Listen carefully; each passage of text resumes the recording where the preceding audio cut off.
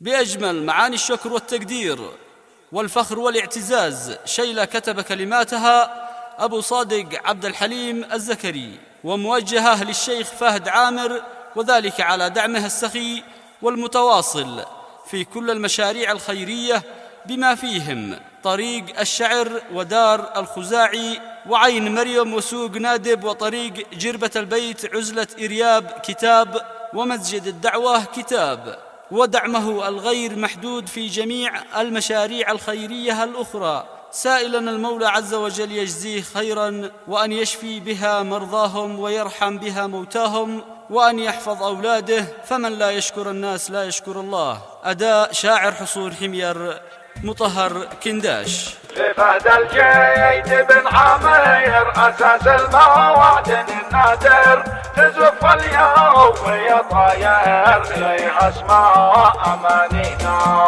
لفهد الجيد بن عمير أساس الموعدن النادر، تزف اليوم يا طاير إليها اسماء أمانينا. تحية قوال أبو صادق عدد ما يبرق البارق، ويسقي سايله الدافق على كامل أراضينا. رجل خالي ولد خالي بوصفه تعجز أقوالي، سخي اليد والمالي كريم الأصل واليمنى. رجل يسوى 100 رجال بفعل الخير وبذل المال، وكلمة حق لقد قال بكلمه ما يقافينا.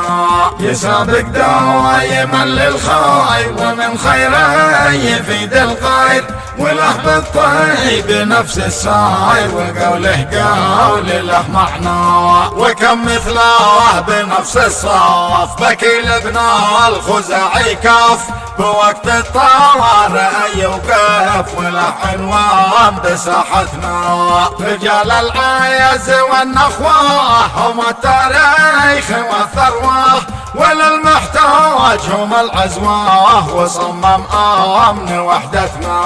وصله مولى الجلالة من بذل يصلح عياله، وان يبارك له بماله يا كريم اسمع دعانا. وتجزي خير من يسر وفرج كربة المعسر، بعفوك عوافهم مستر وهذا كل مطلبنا. لفهد الجيد بن عمير أساس الموعدن النادر، تزف اليوم يا طاير إليها اسماء أمانينا. تحية قوال أبو صادق عدد ما يبرق البارق، ويسقي سايله الدافق على كامل أراضينا. رجل خالي ولد خالي بوصفه تعجز أقوالي، سخي اليد والمالي كريم الأصل واليمنى. رجل يسوى